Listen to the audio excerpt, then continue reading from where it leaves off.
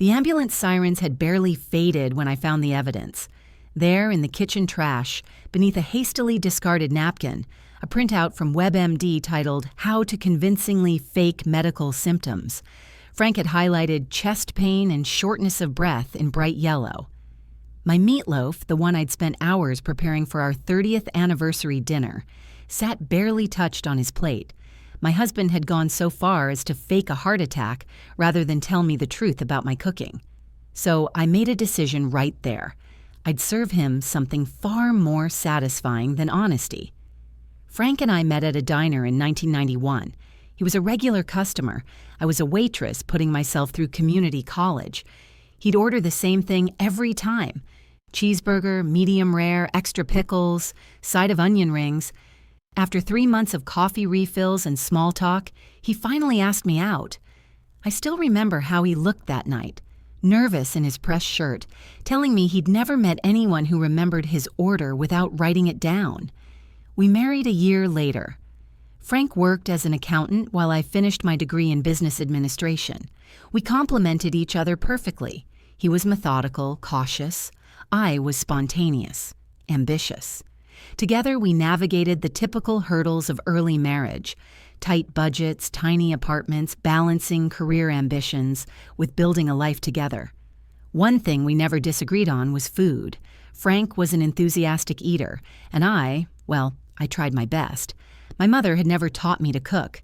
Growing up, our meals came from boxes, cans, or the drive-through window. But for Frank, food was love. His Italian mother had shown her affection through elaborate Sunday dinners and holiday feasts that he described with such reverence, I could almost taste them. I wanted to give him that same feeling. For years, I tried. I bought cookbooks, clipped recipes from magazines, even took a community cooking class. Frank ate everything I made, clearing his plate with apparent enjoyment, thanking me for each meal with a kiss. If dishes occasionally went straight to the dog's bowl, or if he suddenly suggested takeout after sampling my attempts at coco vin, I chose not to notice. Our life settled into comfortable routines. We bought a small house in the suburbs, advanced in our careers, decided against having children, and built a circle of close friends instead. 3 decades passed in the warm glow of compatibility and compromise, or so I thought, until our anniversary dinner, the night of the fake heart attack. Looking back, I should have noticed the signs. About 5 years into our marriage, Frank started working later. At first, I thought it was just career ambition. He'd been angling for a promotion. Then I began finding receipts from the diner near his office. When I asked, he'd say he'd grabbed a quick sandwich because a meeting ran long. Bit by bit, my kitchen confidence eroded. I noticed how he'd pile on hot sauce, or how his compliments became generic. "Thanks for dinner, honey," rather than specific praise for a particular dish. When friends came over, he'd suggest ordering in or having a potluck. I told myself he was being practical, saving me the work of cooking for a crowd. On our 15th anniversary, I attempted Julia Child's beef bourguignon. After hours in the kitchen, I served it proudly.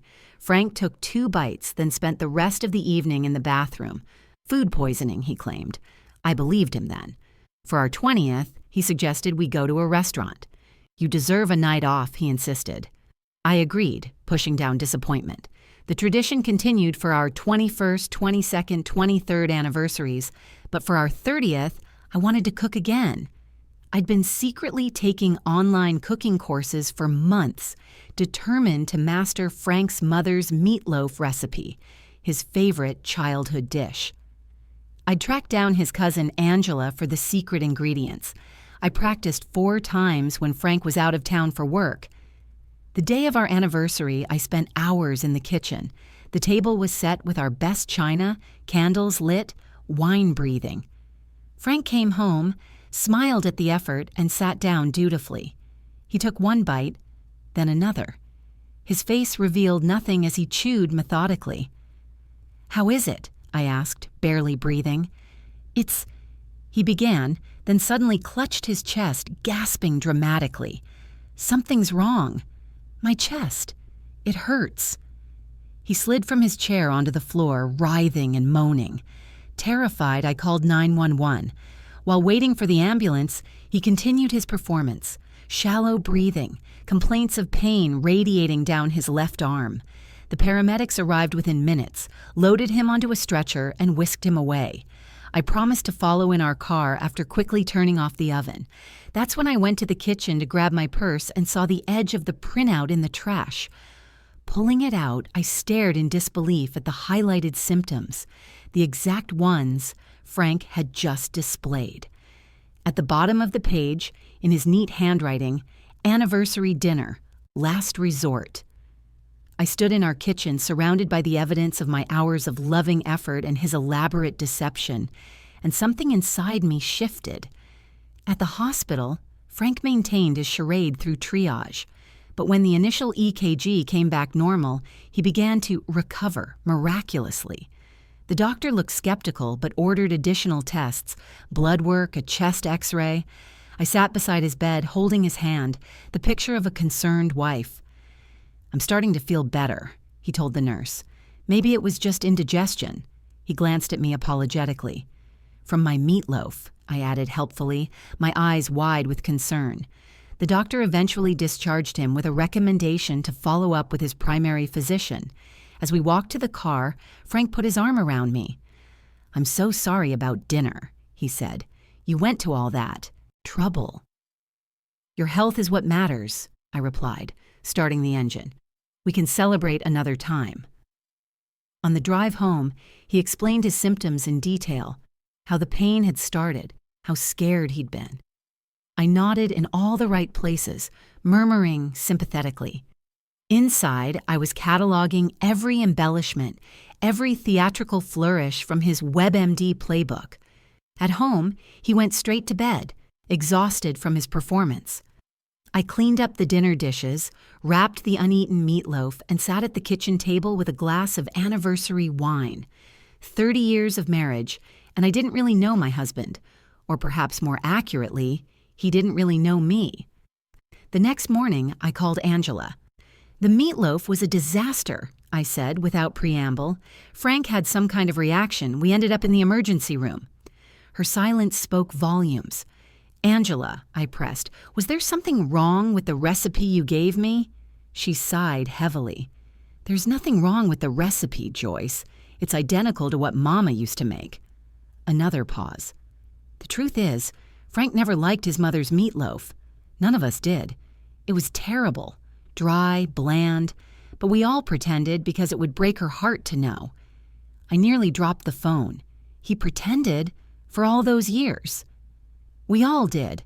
It became a family joke, how we'd hide pieces in napkins or feed them to the dog when Mama wasn't looking. I thanked her and hung up, stunned.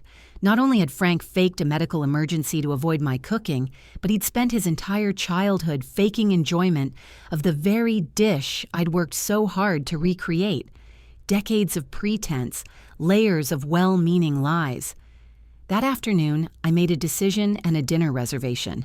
Frank spent the next week tiptoeing around me, solicitous and gentle, bringing home flowers and suggesting takeout for dinner. I accepted both with grateful smiles, playing my role perfectly.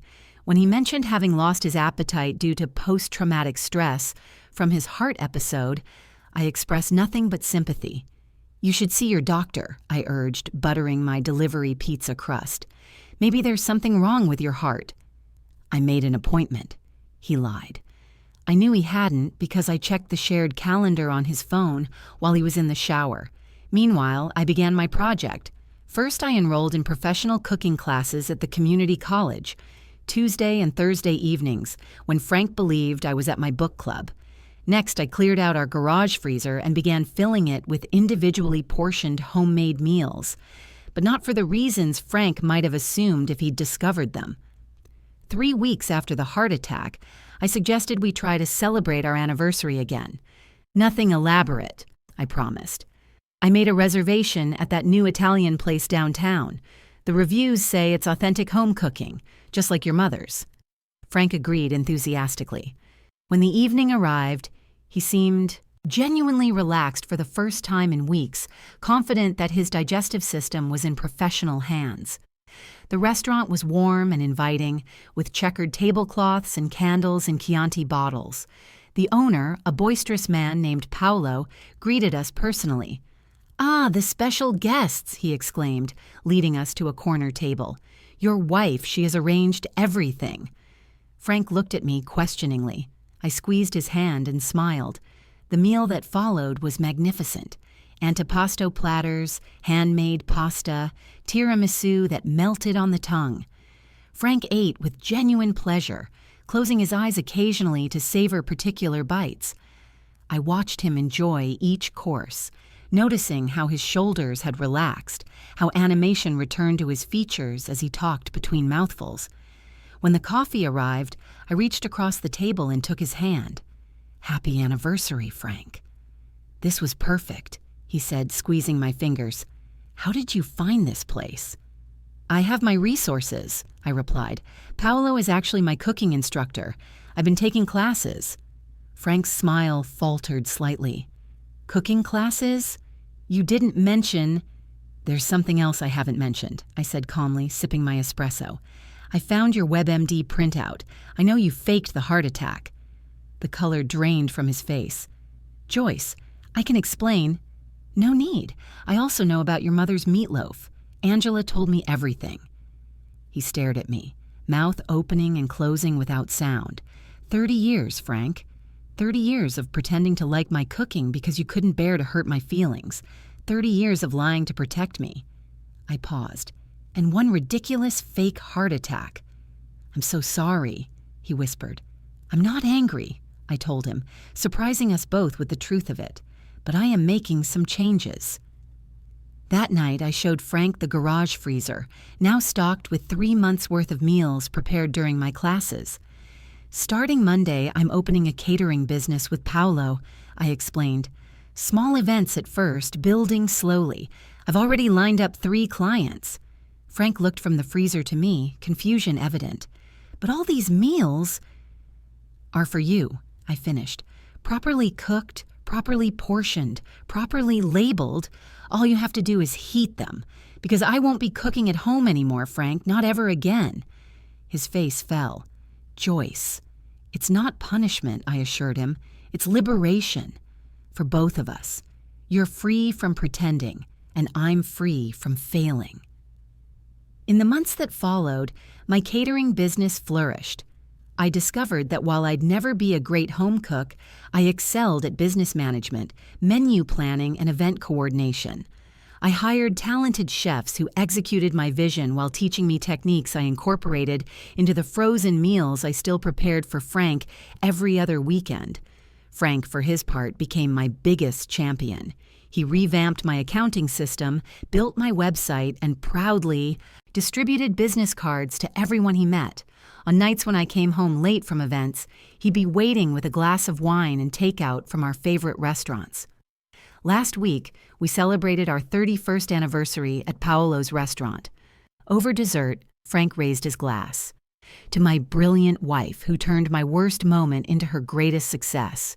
I clinked my glass against his. "To honest appetites." Sometimes the truest form of love isn't in what we pretend to swallow, but in what we finally have the courage to serve, especially when that something is the truth, garnished with just a touch of well-deserved